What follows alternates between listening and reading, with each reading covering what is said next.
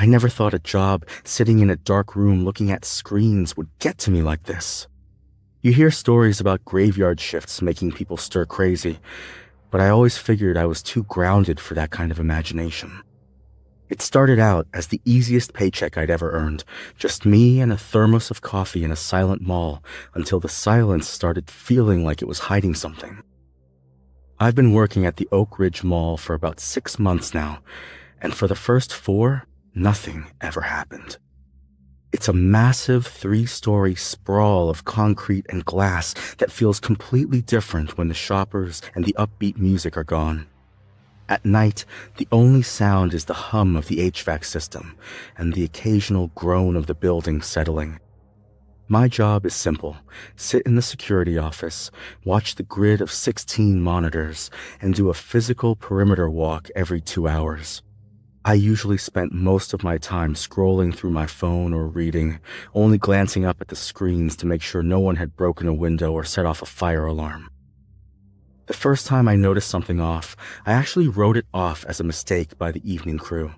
I was doing my 2:0 a.m. walk through the North Wing, past the high-end boutiques where the gates are usually pulled tight and padlocked. I walked past a jewelry store and noticed the metal accordion gate was sitting about 3 inches off the floor, not clicked into the lock. I remember thinking that the closing manager was going to get a serious reprimand for being that lazy. I leaned down, pulled it shut until I heard the click, and made a mental note to put it in my digital log when I got back to the desk. When I sat back down in the office and pulled up the log to record the incident, I decided to rewind the footage just to see when they'd left it open. I found the clip of the manager leaving at 9:15 p.m., and on the screen, he very clearly slammed the gate down and turned the key. I watched him shake the gate twice to test the lock, just like they are trained to do, before walking away. I sat there staring at the grainy black and white feed, wondering how a locked gate just decides to unlatch itself 5 hours later. I checked the footage between 9:15 p.m. and 2:0 a.m., skipping through at high speed, but the hallway remained empty, and the gate stayed shut on the screen. A few nights later, things went from weird to genuinely unsettling. I was doing my rounds in the food court area, which is always the creepiest part of the mall because of all the empty chairs and shadows. I walked past a trash can and saw a child's red sneaker sitting right on top of the lid, perfectly centered. It hadn't been there on my midnight walk, and I know that because I specifically remember looking at that trash can when I threw away my coffee cup. I picked it up, looking around even though I knew the doors were all bolted from the inside. There was nobody there, just the rows of darkened kiosks and the smell of floor wax. I took the shoe back to the security office and put it on the desk, planning to drop it in the lost and found the next morning. I decided to pull up the food court camera to see who had come in and left it there while I was in the other wing. I scrubbed through the footage for the last 2 hours, but the camera showed the trash can was completely bare the entire time. In the video, the red shoe never appeared. Even when I walked by and picked it up on the screen, my hand seemed to be grasping at thin air. I looked down at the physical shoe sitting right next to my elbow and felt a cold chill run straight down my spine. By the middle of the week, the feeling of being watched became so heavy that I started dreading my rounds. I was sitting in the office around 3:30 a.m. when I heard a distinct metallic clack come through the audio feed of camera 12, which covers the service corridor behind the department stores. It sounded exactly like someone dropping a heavy set of keys on a concrete floor. I leaned into the monitor, squinting at the shadows, but everything looked still and gray. I toggled the audio up, and for a few seconds, there was nothing but static, and then I heard the sound of a heavy door creaking open. I didn't want to go out there, but I'm paid to investigate, so I grabbed my flashlight and headed toward the service corridor. When I got there, the air felt different, almost like it was vibrating with a low frequency that made my teeth ache. I found the door to the maintenance closet standing wide open, despite the fact that I'd checked it and confirmed it was locked less than an hour prior. I shined my light inside, expecting to find a burst pipe or maybe a stray cat, but the room was empty. All the tools were neatly organized on the pegboards, but there was a single wet footprint on the floor right in the center of the room. The footprint wasn't from a boot or a work shoe. It looked like a bare foot, but the toes were elongated and the arch was far too high to be human. I stood there for a long time, just staring at the damp mark on the concrete, listening to the sound of my own heart thudding in my ears. I reached out to touch the edge of the print, but as my finger got close, the moisture seemed to evaporate instantly, leaving nothing behind but dry dust. I backed out of the closet and slammed the door shut, locking it with a trembling hand. I didn't finish the rest of my walk that night. I just went back to the office and locked myself in. I spent the rest of the shift glued to the monitors, flipping through every camera every 30 seconds. Around 5:00 a.m., just as the sun was starting to bleed through the skylights, I saw a figure on camera 4, standing perfectly still in front of the fountain. It was a person wearing a gray maintenance jumpsuit, but they were standing with their back to the camera, arms hanging limp at their sides. I grabbed the radio and called out, asking who was in the building, but all I got back was a burst of white noise that sounded like a distorted laugh. I watched the screen as the figure slowly began to turn around, but right before I could see their face, the feed cut to black.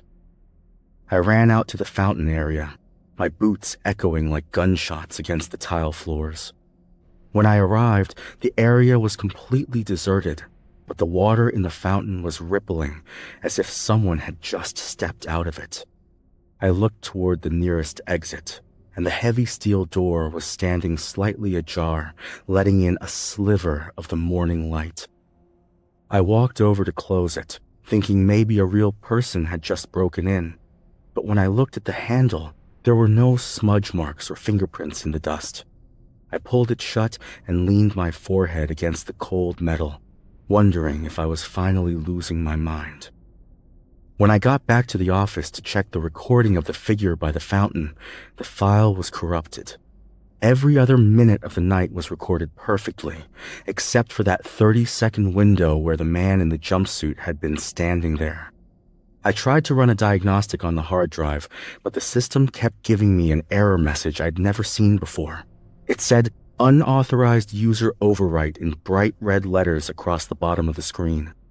I hadn't given anyone access to the system, and the only other person with a key to the office was my supervisor, who was currently asleep at home. I sat there in the silence of the early morning, watching the mall slowly wake up as the cleaning crews arrived. I didn't tell them what I'd seen because I didn't even know how to put it into words without sounding like a lunatic. I just handed over the keys, signed the logbook with a shaky signature, and walked out to my car. As I drove away, I looked back at the massive shadow of the mall in my rearview mirror and felt a nagging sensation that I'd left something behind. It wasn't until I got home and emptied my pockets that I found a small, rusted key that I didn't recognize, tucked into my wallet. The next few nights were spent in a state of hypervigilance that felt more like a fever dream than a job. I kept that rusted key on my desk as a reminder that I wasn't just imagining things, though I had no idea what lock it was supposed to fit. Every time I looked at the monitors, I felt like the shadows in the corners of the stores were stretching just a little further than they should. I started noticing small things again, like the mannequins in the department store windows being angled slightly differently each time I passed. It wasn't that they were moving while I watched, but their wooden faces seemed to follow my reflection in the glass. I decided to start keeping my own private notes in a notebook, one that I kept hidden under my jacket so it wouldn't show up on the office's overhead camera. On Tuesday, I noted that the temperature in the south wing dropped 20 degrees in the span of 5 minutes without any change in the HVAC settings. When I went to check the thermostat, I found the plastic casing split right down the middle. There was no debris on the floor, just the jagged split in the plastic and the freezing air whistling through the vents. I did not report it to maintenance because I knew there was no footage of anyone near that wall. Later that night, I was watching the feed for the basement level when I saw a badge flash in front of the camera lens. It was quick, just a blur of plastic and a clip, but it happened in a hallway that was supposed to be completely dead. I pulled up the badge access logs on my computer, expecting to see a technician or a janitor clocking in early for a shift. The log was completely blank for the entire night shift, showing only my own initial entry at the start of the evening. I replayed the video over and over, trying to freeze the frame on the name or the photo of the person holding the badge. The image was unclear, but the person holding it wore the same gray jumpsuit seen by the fountain. They were moving with a strange smooth motion, as if gliding across the floor. They stopped right in front of the camera and held the badge up for a full 5 seconds, looking directly into the lens, even though the quality was poor. I could tell that where the face should have been, there was only a flat gray surface. There were no eyes, no nose, and no mouth, just a smooth expanse of skin that caught the infrared light of the camera. I felt a surge of pure, unadulterated panic and grabbed the intercom mic, shouting for the person to identify themselves immediately. My voice boomed through the empty hallways, echoing back to me through the office speakers. But the figure didn't flinch or react. They slowly lowered the badge and began to walk toward the elevator bank at the end of the basement corridor. I watched the indicator light on the monitor as the elevator was called to the basement and then began to rise. It didn't stop at the ground floor. The light kept climbing until it hit the 3rd level, which is where the executive offices are located. Far above the tension in every breath, I knew I had to go up there, but my legs felt like lead and my breath was coming in short, jagged gasps. I took the stairs instead of the elevator, my flashlight beam shaking so badly it looked like a strobe light against the walls. When I reached the 3rd floor, the air smelled like ozone and burnt hair, a sharp scent that made my eyes water. The elevator doors were standing wide open, and the car was completely empty, but the interior walls were covered in wet, gray handprints. They were overlapping each other, hundreds of them, reaching from the floor all the way to the ceiling. I followed the trail of scent down the hallway toward the manager's office, my heart hammering against my ribs like a trapped bird. The door to the main office suite was unlocked, and as I pushed it open, I heard the sound of a keyboard clicking rapidly. I rounded the corner into the reception area, expecting to see a burglar or a disgruntled employee sitting at the desk. The chair was spinning slowly as if someone had just jumped out of it, and the computer screen was filled with lines of code. It was the security software, but it was being rewritten in real time by a ghost, the cursor moving across the screen with impossible speed. I watched as the computer program cycled through the camera views, showing different parts of the area. It followed a pattern that went from the 3rd floor offices back toward the security room. I realized then that whatever was in the building was not avoiding the cameras, but using them to follow me. I turned and went back toward the stairs, not worrying about the noise or what I left. I could hear the elevators behind me starting to move, with multiple cars in operation. As I walked down the hall, I noticed the cameras seemed to adjust as I passed. I returned to the security office and closed the door. I sat down and looked at the monitors, trying to find where the person in the uniform had gone. The screens were showing static and unusual images of the mall's interior that did not seem right for the time.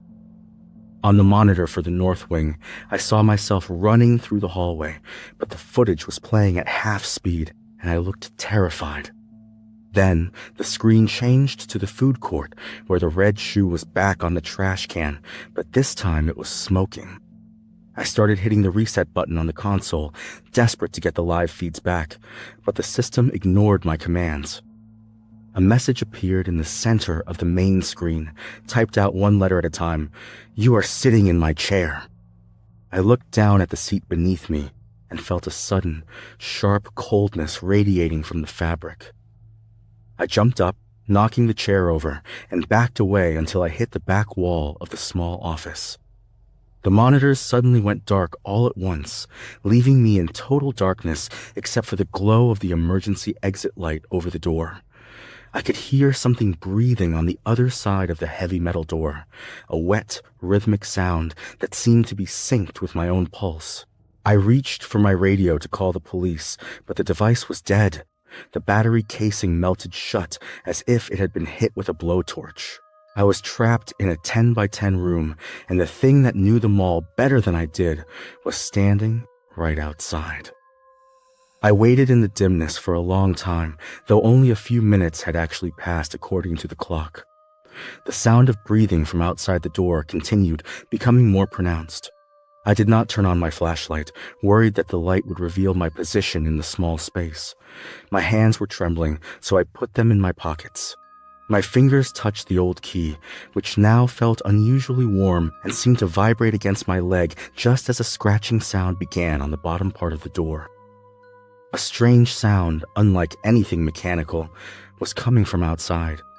It seemed like something rough and natural was rubbing against the strong metal of the door. The door handle started to turn, and the metal creaked as if under immense force. I knew the lock was the only thing stopping it, but the door frame was starting to bend near the top. I looked for something to defend myself with, but all I found was a heavy stapler and some blunt scissors. Knowing I had no way to protect myself made me feel a deep sense of fear. Suddenly, the monitors flickered back to life, but they weren't showing the mall anymore. Every single screen was displaying a different angle of the room I was currently standing in, captured from cameras I never knew existed. I could see myself from the ceiling, from behind the desk, and even from a low angle near the floor vent. In the footage, I looked small and panicked, a trapped animal watching a door that was slowly being peeled away from its frame. I saw the shadow of the thing outside stretching underneath the door, a long, thin darkness that seemed to be searching for my feet. I moved quickly to the desk to get a better view of the monitor, showing the hallway where a figure in a jumpsuit appeared to be investigating the door. I observed that the figure's proportions were different than I expected, and it seemed to be pausing at the door. The figure did not have visible facial features, but its posture suggested an interest in what was happening inside. I understood that it was approaching calmly and deliberately, because it knew I was in the room.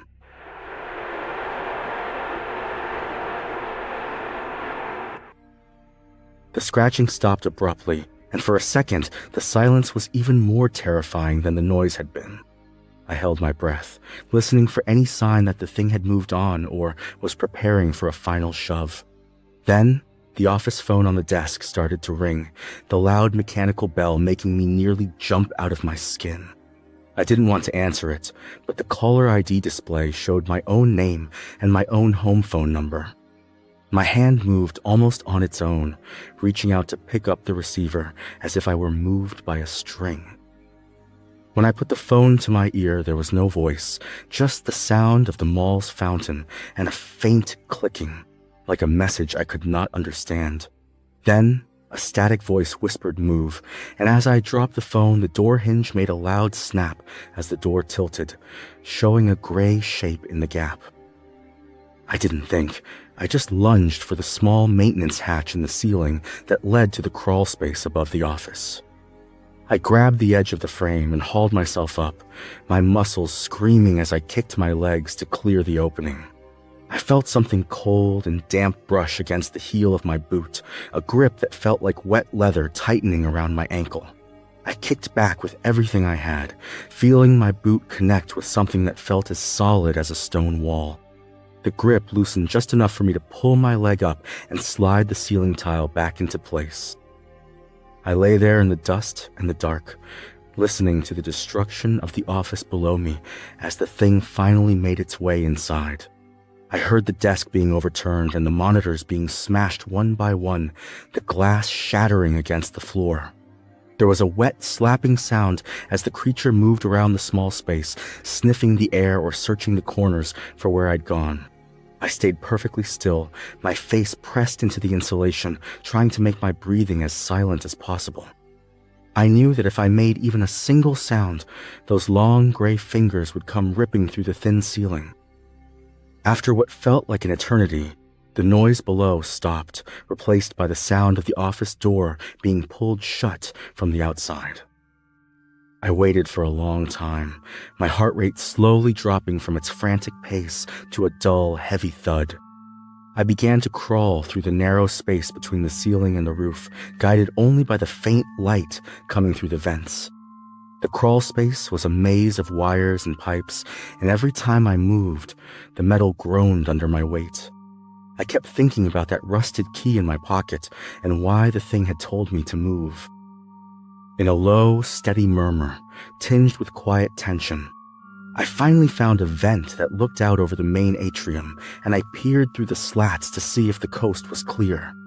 The mall was bathed in the pale blue light of pre-dawn, and everything looked still, but I could see the trail of wet footprints on the tile. They led from the security office straight to the center of the mall, where they simply vanished into the floor. I waited until I saw the first glint of the morning sun hitting the glass dome before I dared to climb down from the ceiling. I dropped onto a stack of shipping crates in the loading dock area, my body aching and covered in gray dust. I left my items and went to the nearest door. I opened it and stepped outside for some air. I walked to my car in the far corner and drove home. I locked all doors and sat in my room with the light on. I realized my key was missing. I tried to call security to report a missing item, but every time I picked up the phone, all I heard was the office printer. I checked my reflection in the hallway mirror and saw a faint gray smudge on my ankle where the item had brushed me. No matter how much I cleaned it, the mark wouldn't come off. It felt like it was part of my uniform now, stiff and faded. I haven't been back to the office, and I didn't even call to resign. I just let them assume I'd left. I know they found my final report because my supervisor sent me a confused text asking what the last line meant.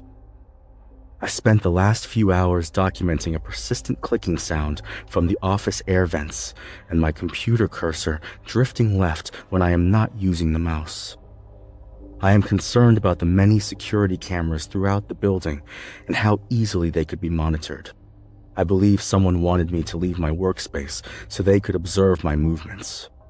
I cannot shake the feeling that my actions are being watched on a screen I cannot see. There's someone here who knows the cameras better than I do, and they aren't at the mall anymore. I can hear the elevator in my building moving up to my floor, even though it's 3 a.m. and no one else lives on this level. The air in my living room is starting to smell like ozone and burnt hair, and the lights are beginning to flicker. I'm going to stop writing now and get to the door, but I don't think I'm going to be the one turning the handle. Whoever finds this, just stay away from the Oak Ridge Mall after the sun goes down. I'm done with this. I've said everything I can remember, and the air in here is getting too cold to stay any longer. I don't think I'll be checking the comments or coming back to this thread. I just need to get out of the house and find somewhere with enough light to make the shadows stay put. If you're reading this, just be careful about who you think is watching the screens when you're alone.